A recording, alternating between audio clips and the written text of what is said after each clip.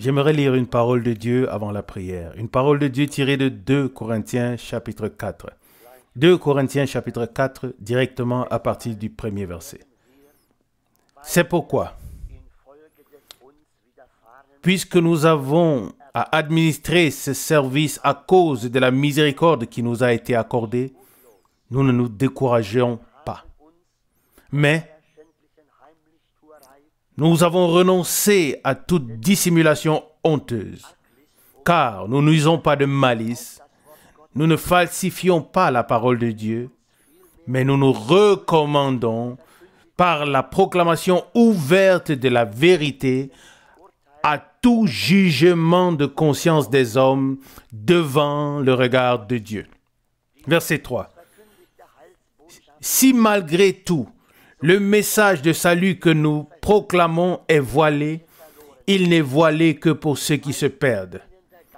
Parce qu'en eux, le Dieu de ce siècle présent a obscurci l'intelligence des incrédules, afin que la lumière éclatante du message de salut de la gloire de Christ, qui est l'image de Dieu, ne brille pas.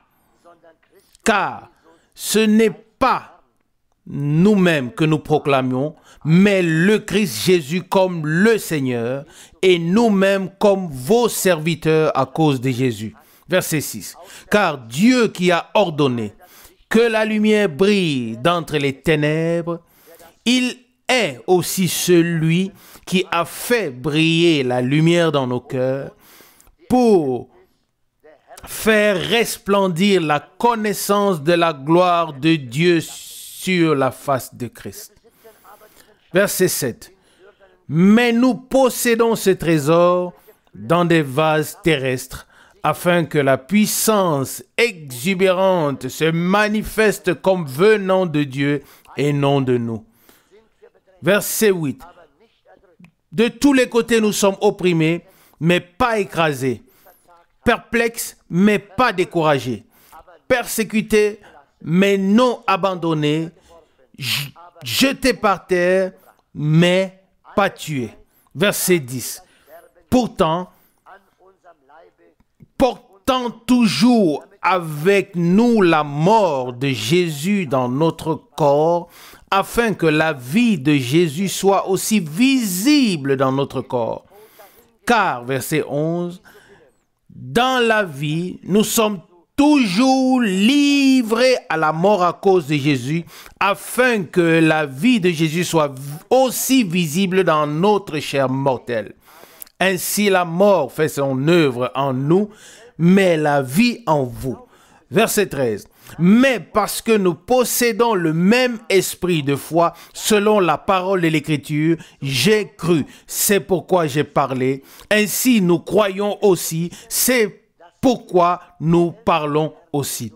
Verset 14. Car nous savons que celui qui a ressuscité le Seigneur Jésus nous ressuscitera aussi avec Jésus et nous fera paraître avec vous en sa présence. Verset 15. Car tout cela arrive à cause de vous, afin que la grâce se multiplie par une croissance continue et les actions de grâce se répandant en un flot toujours plus abondant à la gloire de Dieu. Verset 16. C'est pourquoi nous ne sommes pas découragés.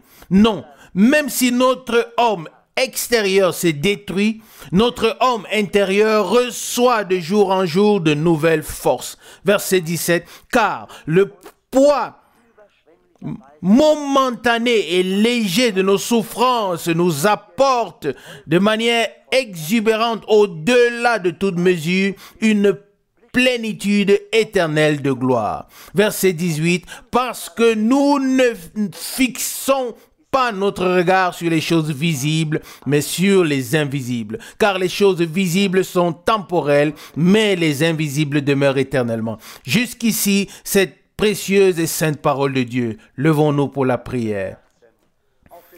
Nous te remercions, Seigneur, de tout cœur, aussi pour ce jour de grâce que tu nous as accordé. Seigneur, nous sommes si heureux d'être à nouveau ici. Seigneur, nous te remercions aussi pour la précieuse et sainte parole que nous avons pu lire. Seigneur, nous te remercions aussi pour les précieux cantiques que nous avons déjà pu chanter. Seigneur, nous te remercions aussi pour ta présence, pour ta proximité. Oh Seigneur, tu as dit que là où 2 ou 3 sont réunis en ton nom, tu veux être au milieu d'eux. Seigneur, nous croyons que tu es présent ici ce soir. Nous te remercions pour cela, ô Seigneur. Seigneur, nous te prions aussi d'ôter de nous, Seigneur, tout ce qui ne t'est pas agréable, tout ce qui ne te concerne pas, Seigneur, toute souillure, tout péché, tout ce qui fait obstacle, Seigneur, tout ride, Seigneur, enlève-les, Seigneur, par ton précieux et saint sang. Seigneur, que tu puisses venir à ce qui te revient de droit dans ma vie et dans notre vie à tous, Seigneur. Seigneur, nous venons comme nous sommes en ce moment, ce soir aussi. Seigneur, nous te remercions aussi pour la réunion, les réunions qui sont derrière nous, pour ta puissance, bénédiction que tu as accordée. Seigneur, nous te remercions d'avoir touché les malades et d'avoir guéri. Seigneur, parce que tu as sauvé. Oh Seigneur, nous te remercions d'avoir libéré, oh Seigneur. Oh Dieu, comment ne pas te louer et exalter ton nom. Maintenant, Seigneur, nous avons aussi une prière d'intercession. Ici, une sœur de la DDR demande la prière, Seigneur. Seigneur, nous savons que tu nous as entendus en ces derniers jours, tu as guéri les malades. Seigneur, nous te prions aussi maintenant, au début de ce service divin, pour cette sœur. Touche-la, guéris-la, Seigneur. Tu es le grand médecin, tu es le grand secouriste. Sois remercié pour cela, dans le précieux nom de Jésus. Seigneur, tu seras encore avec nous. Tu béniras ta parole, tu béniras mon frère. Seigneur, tu nous béniras, nous qui écoutons. Sois remercié pour tout au nom de Jésus. Amen. Amen. Je suis très reconnaissant au Seigneur pour ce qu'il a fait. On ne peut pas l'exprimer en peu de mots.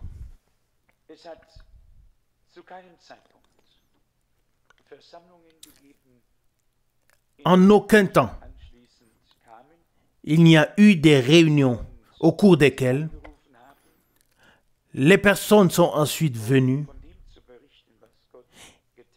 et ont appelé pour rendre témoignage de ce que Dieu a fait pour ceux qui étaient ici et même pour ceux qui n'étaient pas ici. Et pour cela, nous sommes très, très reconnaissants. Et vous pouvez me croire, nous ne nous attribuons rien parce que nous savons que cela nous a vraiment été donné par Dieu. Mais les quelques témoignages que j'ai encore entendus ici m'ont moi-même fortifié dans la foi. Oui, dans la conscience que Dieu est le même et que là où les hommes le croient et ont confiance en lui, son bras n'est pas court et il est capable d'aider. Et Dieu a véritablement fait de grandes et glorieuses choses pour un certain nombre de personnes dans l'esprit, dans l'âme et dans le corps. Et tout à la fin, ce frère de la Grèce qui vit ici en Allemagne depuis un certain temps, quelque part ici en Allemagne, je ne sais pas où, et ce frère est venu. Et vous l'avez certainement vu, ou certains d'entre vous l'ont vu. Il est venu ici devant, et plus tard, sa femme et une autre femme non-croyante. Et il a apporté les salutations de frère Zirodopoulos de Thessalonique. Et j'ai prié là-bas il y a 2 ans pour le neveu de ce jeune homme. Il avait une tumeur à la tête et ne pouvait pas être opéré. Et la mère est venue à la réunion. Je n'ai pas du tout prêché sur la guérison, mais elle a dit par l'intermédiaire du frère Zirodopoulos qu'elle pensait que si je priais, Dieu entendrait. Et il s'est avéré que l'opération ne pouvait pas du tout être faite en Grèce, mais devait être faite à Londres. Et les médecins ne voulaient de toute façon pas le faire, mais si cela devait être fait, alors ça devait être fait à Londres. J'ai vraiment prié dans la foi, ni plus ni moins. Et j'ai posé ma main sur l'enfant, et comme j'ai parlé, c'est ainsi que j'ai cru. Et le jeune homme s'est mis à pleurer. Et il dit, frère Franck, mon neveu a été guéri sur le champ. Et on l'a amené à Athènes. Et il a été examiné tout de suite à ce moment-là.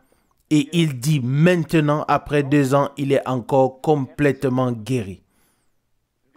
Et il a aussi pleuré et a remercié le Seigneur.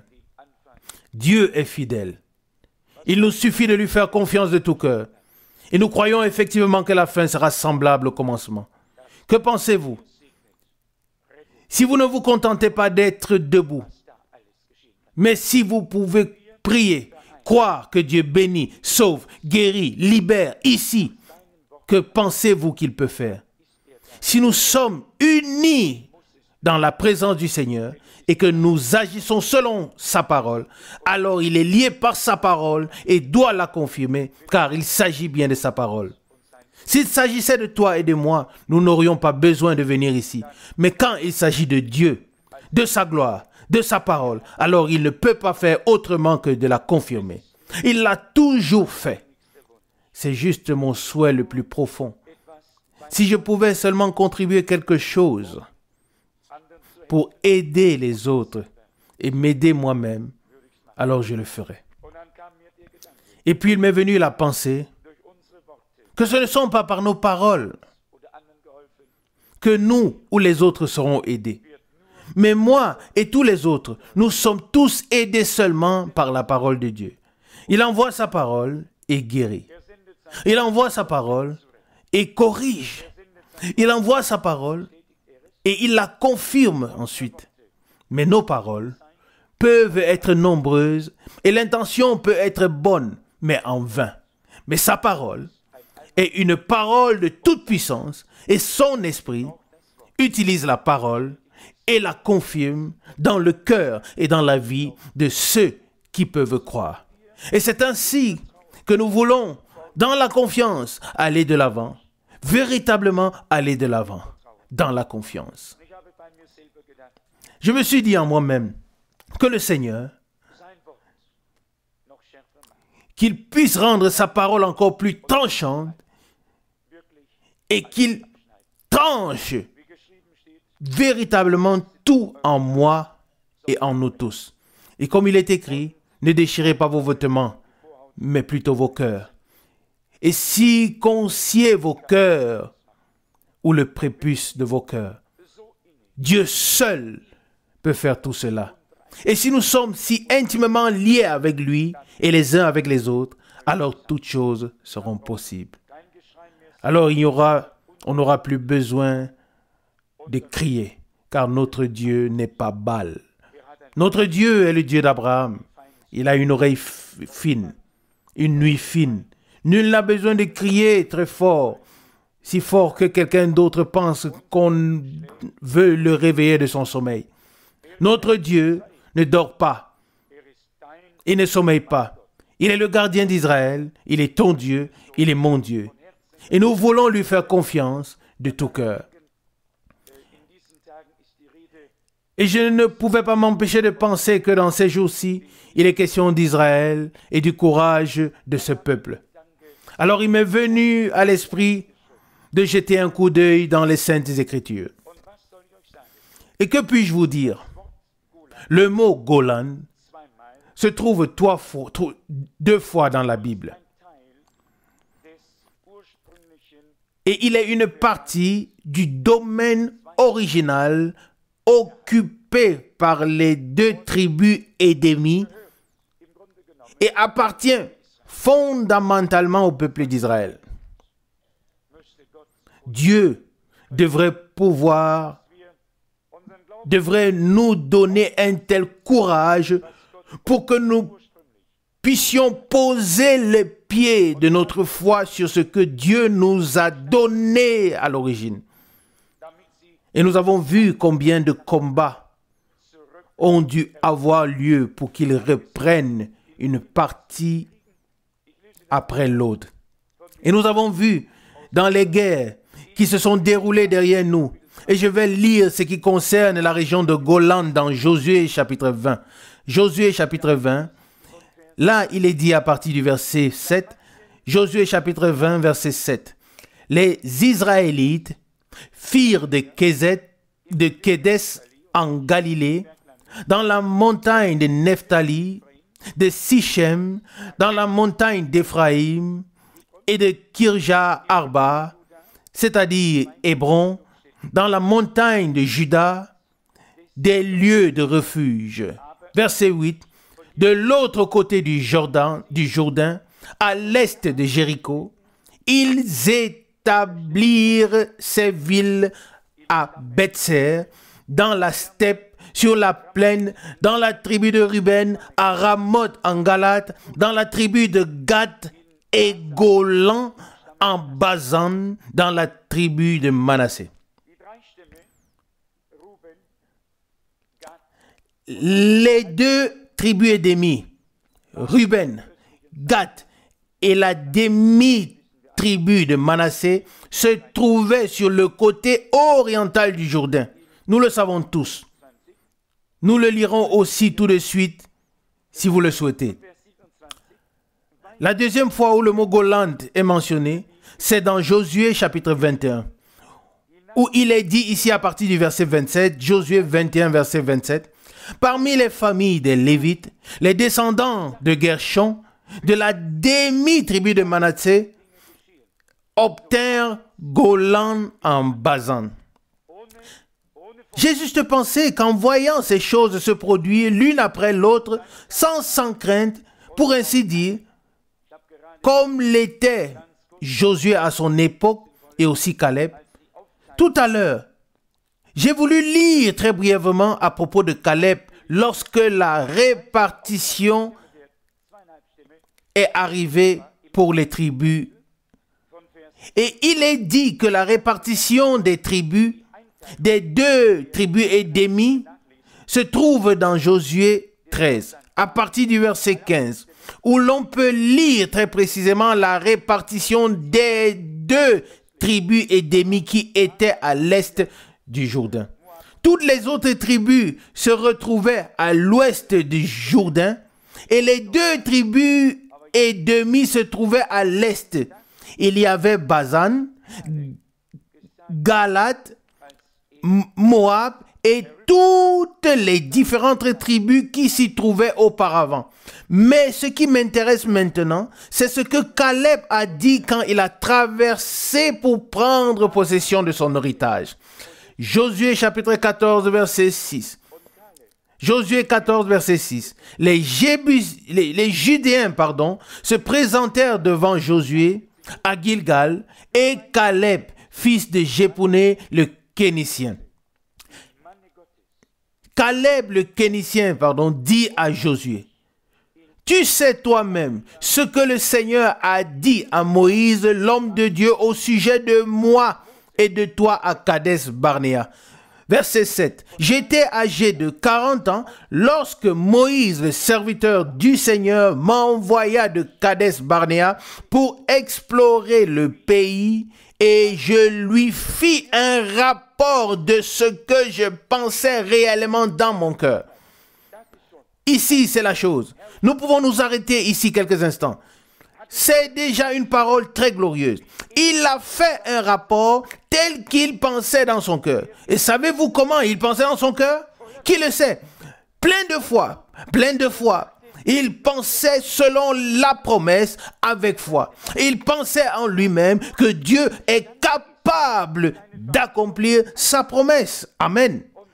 Et nous l'avons lu dans la parole d'introduction, que nous ne devons pas regarder aux choses visibles, car elles sont éphémères, mais nous devons regarder à l'invisible, Oui, les choses invisibles qui sont éternelles. Et dans le cœur de cet homme, de Caleb, la promesse de Dieu était si profondément ancrée que ses pensées ne tournaient qu'autour de la promesse de Dieu. Rien d'autre n'avait place dans son cœur. Et c'est donc de tout son cœur, avec foi, qu'il a fait son rapport. Et voyez comment Dieu l'a ensuite récompensé. Et la récompense arrive si nous croyons de tout cœur ce que Dieu a promis. L'heure de notre récompense arrivera à 100%, pas seulement à ce moment-là, elle vient maintenant et viendra encore.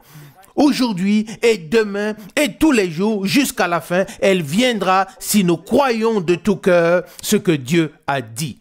En effet, il est dit ici dans Josué, verset 7, « J'étais âgé de 40 ans lorsque Moïse, le serviteur du Seigneur, m'a envoyé de Kades Barnéa pour explorer le pays et je lui rendis compte de ce que je pensais réellement dans mon cœur. » Verset 8, « Mes frères qui étaient montés avec moi découragèrent le peuple tandis que j'obéissais pleinement au Seigneur mon Dieu. » N'est-ce pas là un témoignage merveilleux? On pourrait dire, voilà un homme qui se donne un bouquet de fleurs. Non, non, il exprime dans la foi ce qui était devenu grand pour lui à cette époque. Il a tenu bon. Et il ne l'a pas oublié. Les années étaient passées, mais l'expérience, elle était restée dans son cœur. Il y pensait au temps où le moment était venu de prendre le pays.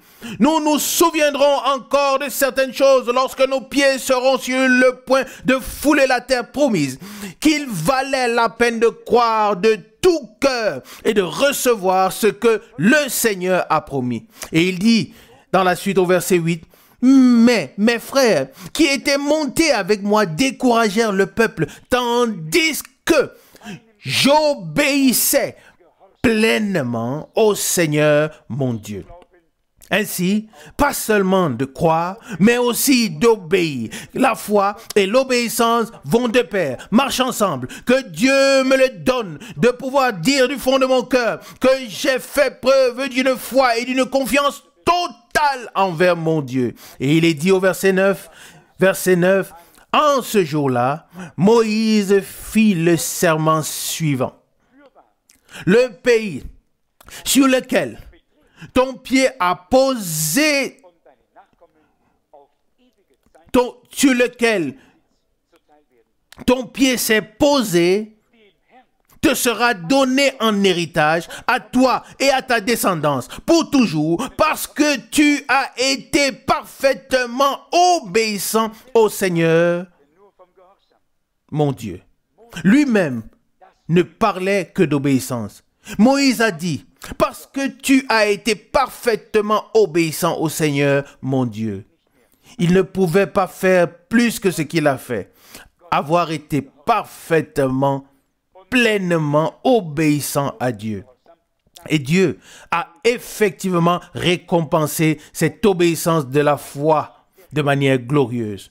Et il est dit ensuite au verset 10, « Et maintenant, comme tu le vois, le Seigneur m'a gardé en vie selon sa promesse.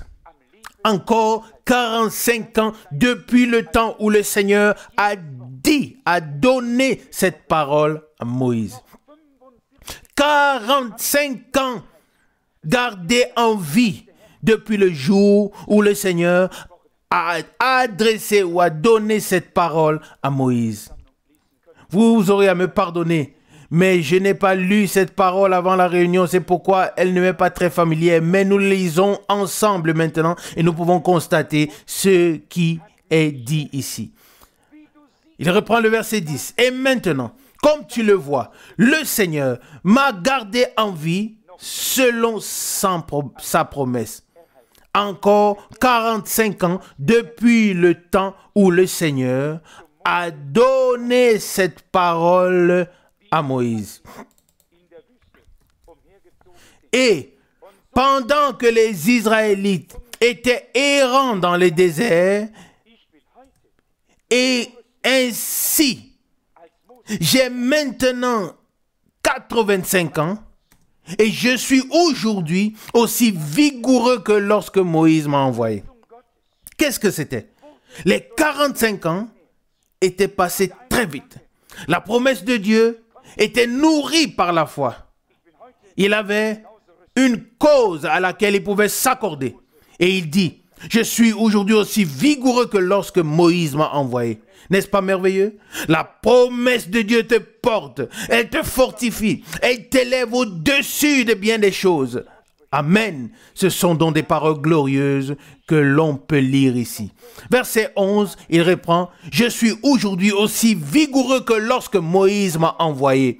Comme ma force était en ce temps, elle est encore suffisante maintenant pour le combat, pour aller au combat et pour revenir. » Suffisante. Il savait qu'il ne partait pas seulement à la guerre ou au combat, mais qu'il reviendrait victorieux pour aller au combat et pour revenir. N'est-ce pas merveilleux? Tout cela est une glorieuse récompense de Dieu pour ceux qui lui accordent leur foi et leur confiance. Et je pense que si nous accordons foi et confiance au Seigneur, il sera avec nous. Il n'a donc pas encore cherché, lui, il n'a pas cherché la retraite en disant, maintenant, je vais m'installer confortablement. Mais, il dit, je suis aujourd'hui aussi vigoureux que lorsque Moïse m'a envoyé. Comme ma force était en ce temps, elle est encore suffisante maintenant pour le combat. Non pas pour m'asseoir, mais suffisante pour le combat, pour aller au combat et pour revenir. Verset 12. Maintenant, donne-moi cette montagne dont le Seigneur a parlé en ce temps. Tu as toi-même appris qu'il y a encore des Énakim et des grandes villes fortes. Peut-être le Seigneur sera avec moi, afin que selon la promesse du Seigneur, je puisse les chasser de leur possession. Il voulait le domaine où se trouvaient les Énakim, c'est-à-dire les géants. Et il voulait le domaine où se trouvaient les villes fortes. Il voulait aller au combat. Une chose glorieuse, une parole merveilleuse, un témoignage glorieux d'un homme qui a cru Dieu. Quel est ton témoignage? Quel est mon témoignage? Avons-nous cru Dieu? Il n'a pas voulu prendre le chemin de la moindre, de la petite résistance, mais non, il n'a pas demandé où sont les villes tangibles d'une manière ou d'une autre. Non, il voulait les villes fortes. Amen. J'ai entendu dire qu'il y avait encore des Énakim, c'est-à-dire les géants. C'est là qu'il voulait aller. Même s'ils ont 6 doigts, 6 orteils, cela n'a aucune importance pour lui. Il était équipé de la force de Dieu, de la force de la foi, un porteur de la parole, et la parole avait la promesse. Et il avait la promesse dans son cœur, et les a remués en lui, et les a crus, et a fait preuve d'obéissance dans tout ce que Dieu lui a dit. Cela devrait effectivement beaucoup nous fortifier, moi et toi, de savoir que Dieu a toujours récompensé la fidélité. Et si 45 ans passent, cela n'a pas d'importance. Le jour arrivera où l'heure de Dieu sonne et où le Seigneur récompense la fidélité en disant, l'heure est venue, tu m'as cru, tu as fait preuve d'une obéissance totale. Maintenant, le temps est venu, lève-toi. Et il n'était pas imbu de lui-même. Il a dit peut-être que le Seigneur sera avec moi. Oui, il a dit simplement que le Seigneur, peut-être que le Seigneur sera avec moi. Oui, il le savait pourtant dans son cœur. Il savait si certainement comme il voulait y aller et pouvait déjà voir ces Énakim et ces villes fortes. Mais c'est là encore la modestie d'un homme de Dieu, l'humilité qui lui était propre au milieu de toute la foi et de toute la confiance. Oui, amen. Maintenant, il est dit ici, oui, même la promesse, au verset 12, afin que, selon la promesse du Seigneur, je puisse les chasser de leur possession. Selon la promesse du Seigneur, je les chasserai de leur possession. Et il a souvent été dit que toute puissance de l'ennemi qui prend possession d'un homme est toujours comparée à tous ses ennemis ici. Et ce que nous, en tant que peuple de Dieu, et que nous, en tant que peuple de Dieu, nous sommes au cœur du combat. Et je pense que le combat devient de plus en plus ardent. Et je crois que Dieu nous donnera la force de ne pas nous appuyer sur nous-mêmes, mais sur la promesse qu'il a faite en tant que ressuscité. Et il a dit, tout pouvoir m'a été donné dans le ciel et sur la terre, selon Matthieu 28, 18. Et il a donné l'ordre, et avec cet ordre, il a donné la mission, l'ordre d'exécuter les choses qui en font partie. Et cela implique aussi que le pouvoir de l'ennemi soit brisé et que la victoire du Seigneur soit manifeste. Car c'est ce qui est écrit au verset 12. Afin que selon la promesse du Seigneur, je puisse les chasser de leur possession. Et le verset 13. Josué bénit alors Caleb, fils de Jephunneh, et lui donna Hébron comme héritage. Verset 14. C'est ainsi que Caleb, fils de Jephunneh, le Kénizite, a reçu Hébron comme héritage jusqu'à ce jour, parce qu'il avait en effet fait preuve d'une pleine obéissance au Seigneur, le Dieu d'Israël. Encore le mot obéissance, 3 fois. Une fois pour dire qu'il lui avait obéi, une fois pour dire qu'il lui avait pleinement ou parfaitement obéi, et encore une fois, il avait fait preuve d'une pleine obéissance. Que Dieu accorde sa grâce. Que Dieu nous distribue ce qui nous appartient dans la foi et qui nous a été promis. Et c'est ce qui est écrit. Ça lui appartient jusqu'à ce jour. Cela lui appartient. Et ce que Dieu nous a promis, a promis à son peuple, nous appartient aujourd'hui, demain et à jamais. Dieu n'a pas changé sa parole. Nous nous fondons sur les promesses qu'il a faites et savons qu'il est fidèle pour les honorer. Parfois, nous avons tendance à suivre le chemin qui n'a pas de difficultés devant lui. Mais c'est peut-être alors ton chemin et mon chemin, mais pas le chemin de Dieu. Mais si nous sommes prêts à suivre le chemin du Seigneur, alors nous devons être prêts à mener un certain nombre de combats. Et à certains endroits, le frère Branham dit qu'il garde des cicatrices de certains combats, mais qu'il a combattu jusqu'à ce qu'il a vaincu l'ennemi. Et c'est aussi notre foi et notre confiance. Vous savez que notre combat n'est pas les uns contre les autres. Oh! Celui qui comprend que notre combat n'est pas les uns contre les autres, celui qui croit que notre combat est les uns contre les autres n'a rien compris du tout. Il n'a même pas compris que l'ennemi est en jeu. Notre combat est contre les puissances des ténèbres. Notre combat est contre les puissances ennemies et non contre un frère et non contre un homme. Mais nous devons combattre correctement ce combat de la foi et saisir l'épée de l'esprit. Et nous avons vu que partout où cela se produit dans la foi, il n'est pas nécessaire d'avoir de grandes prétentions ou de faire de grands efforts. Il suffit d'avoir la foi et cela doit se produire et cela s'est produit.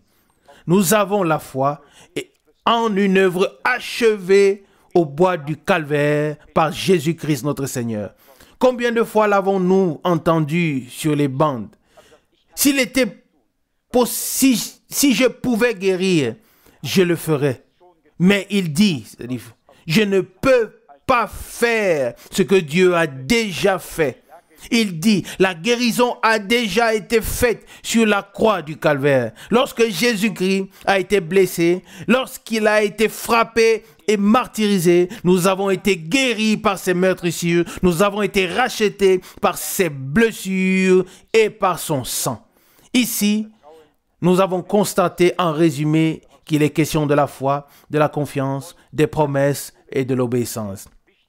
Et c'est bien sûr très très important que nous prenions ces choses à cœur, que nous les gardions dans nos esprits et que nous marchions dans les mêmes pas par grâce, dans l'obéissance, en faisant confiance de tout cœur au Dieu vivant. Et lorsque nous serons prêts à entrer dans les choses que Dieu nous a promises, alors nous pourrons peut-être dire, notre force est aujourd'hui telle qu'elle était lorsque nous avons commencé la marche. Car alors, certaines choses changeront, certaines choses seront différentes. Car lorsque la présence de Dieu descendra et que les promesses de Dieu s'accompliront, toi et moi, nous n'aurons plus à nous plaindre d'aucune faiblesse. Nous ne pourrons plus que louer Dieu de nous avoir préservés dans sa puissance et dans sa grâce. Et pour finir, cette parole que nous avons si merveilleusement entendue en introduction. Dieu est si fidèle. Il parle encore et encore. Et sa parole nous interpelle tout simplement. Et nous ne pouvons pas faire autrement que de nous réjouir et de le prendre à cœur. J'ai dû réfléchir sur cette parole de 2 Corinthiens chapitre 4, verset 6. Car Dieu, qui a ordonné que la lumière brille d'entre les ténèbres, il est aussi celui qui a fait briller la lumière dans nos cœurs pour faire paraître ou resplendir la connaissance de la gloire de Dieu sur la face de Christ. Le même Dieu qui a ordonné que la lumière vienne. Le même Dieu a déjà ordonné toutes choses. Nous savons que lorsque le Seigneur était sur la terre, il a ordonné et la chose était là. Il a parlé aux lépreux, sois pur, et il fut pur. Aux malades, il a dit, sois guéri, et il était guéri. Il s'agissait toujours d'un commandement, d'une parole de puissance de notre Dieu. Et lorsque nous proclamons sa parole, ou nous prononçons sa parole en son nom, alors c'est toujours sa parole, et nous devons nous en souvenir. Et c'est ce que doivent faire tous les esprits malades, c'est ce que doivent faire tous. Toutes les puissances ennemies doivent s'incliner et se soumettre à la parole de Dieu. Si nous croyons, alors nous avons déjà vaincu et eux, ils ont déjà perdu. Seule la foi, en effet, tout est déjà là, mais la foi le prend en possession. Tout est là. La foi ne fait que le prendre en possession. Et nous voudrions croire de tout notre cœur et de toute notre âme et de pouvoir dire comme Caleb que nous avons fait preuve d'une pleine obéissance à Dieu selon la promesse qu'il a faite. Et que cela puisse être aussi dit par nous. Et je crois que c'est déjà une obéissance que d'imposer les mains aux malades. C'est déjà une obéissance par rapport à la parole de Dieu, puisqu'il est écrit, ils imposeront les mains aux malades et les malades seront guéris, selon Marc 16, 18. La chose est déjà faite. Il nous suffit juste de le faire dans la foi et de remercier Dieu de ce qu'il a fait.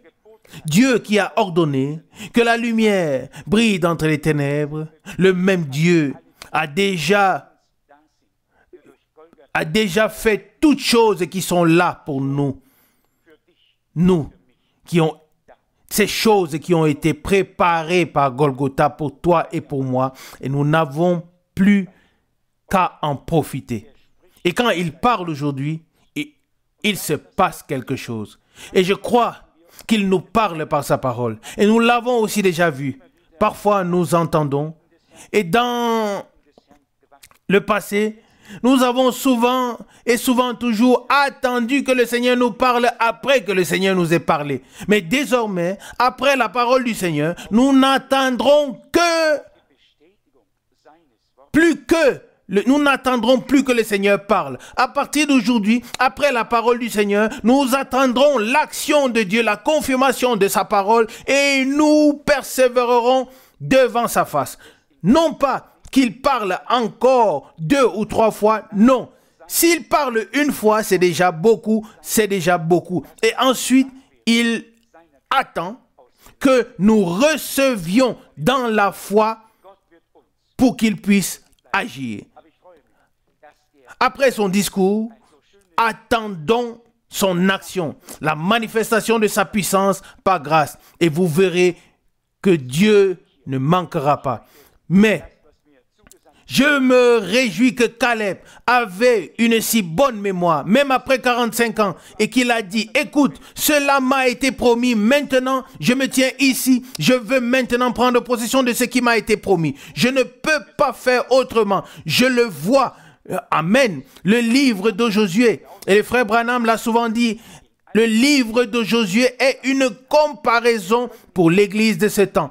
Et l'Église doit prendre possession de ce qui lui a été promis. Comme à l'époque de l'Exode, elle doit maintenant prendre possession de tout ce que Dieu a promis. Et nous ne pouvons pas faire autrement que de croire, de faire confiance au Seigneur et garder dans notre cœur la promesse. Et s'il nous accorde encore la grâce d'être obéissants, amen. Et si en plus on peut dire que nous lui avons pleinement obéi, oh, cela devrait être quelque chose de très grand. Je ne sais pas s'il y a encore un homme dont cela a été dit si clairement que dans ce cas, mais Dieu l'a dit. Et dans quel contexte? Lorsque la promesse s'est réalisée et que le pays a été divisé et que chacun devait entrer en possession de ce que Dieu avait prévu pour lui, nous sommes maintenant en train de traduire un sermon, je pense. Le sermon, c'est « On ne moissonne pas l'ivraie avec le blé ». Et là, il est aussi question de l'héritage ou des héritiers. C'est ici qu'ils devraient prendre possession de leur héritage. Chaque tribu, là où est sa place. Chacun de nous, tous devraient trouver sa place dans le royaume de Dieu et dire, Seigneur, les promesses que tu as faites, je les ai portées assez longtemps dans mon cœur. J'ai été obéissant dans les choses autant que je savais que je pouvais. Maintenant, je suis ici pour prendre possession de la foi et je suis pour prendre possession par la foi de ce que tu m'as promis. Et vous verrez, les promesses de Dieu demeurent. Elles ne chancellent jamais. Seigneur, Jésus a scellé ce qu'il a promis par sa parole. Le ciel et la terre peuvent brûler. Les collines et les montagnes peuvent disparaître. Mais celui qui croit trouvera. Et celui qui croit trouvera. Et celui qui cherche a déjà trouvé. Et c'est ainsi que la chose est. Et pas autrement. Je pense que nous avons toutes les raisons et tous les motifs d'accorder une confiance illimitée au Seigneur. Qui ne voudrait pas le croire après avoir entendu tant de choses et reçu l'enseignement de la grâce de Dieu sur ses paroles? Croyons-le pleinement et remercions-le de tout notre cœur et il le fera. Vous pouvez vous fier à Dieu. Si tout est oublié, Dieu n'oublie pas et les porteurs de sa promesse non plus. Il n'oublie pas les porteurs de sa promesse. Je ne sais pas ce que les 10 autres ont pensé, mais Caleb, lui, a pensé exactement ce qu'il a vu alors dans le pays. Et Moïse a dit, prends ce que Dieu t'a promis et a destiné pour toi, car tu as fait preuve d'une pleine obéissance à son égard, tu as cru de tout ton cœur. Nous aussi, croyons de tout notre cœur. Soyons obéissants avec l'aide de Dieu. Nous verrons que nous poserons la plante de nos pieds sur la terre qui nous était peut-être encore refusée jusqu'à présent. Mais toutes les villes fortes, tout devra tomber. Jésus est vainqueur et il nous possède. Il est le chef de l'armée du Seigneur tel que l'a vu Josué. Suivons-le et avec lui, toi et moi, nous pourrons être vainqueurs par sa grâce. Loué soit son merveilleux et glorieux nom. Amen. Levons-nous pour la prière. Père Céleste, nous te remercions de tout cœur pour ta précieuse parole qui nous a été adressée aujourd'hui, Seigneur. Seigneur, nous voulons que tu accomplisses tes promesses. Les engagements que tu as pris envers Caleb, tu les tiens encore aujourd'hui, ô Dieu, et tu donnes à ton peuple les biens qui lui reviennent au Seigneur. Seigneur, nous te remercions. Tu donnes à ton Église ce qui lui revient de droit en ces jours, Seigneur. Tu ne manques de rien, Seigneur, et nous avons cru en ces derniers jours comment tu as abondamment agi, Seigneur. Pour cela, nous louons ton merveilleux nom et nous te rendons gloire à toi et à toi seul. Seigneur, tu ne fais que commencer. Tu feras encore, Seigneur. Que ton Saint-Nom soit loué et glorifié pour cela, Seigneur. Seigneur, nous ne nous laissons pas égarer par les discours des hommes, Seigneur, mais nous regardons vers le haut, Seigneur, vers toi, le Dieu vivant, car c'est de toi que vient notre secours, et aussi nos cœurs, et aussi nos esprits se tournent vers ce que tu as dit, Seigneur. Gloire et honneur et remerciements te soient rendus dans le précieux nom de Jésus. Amen.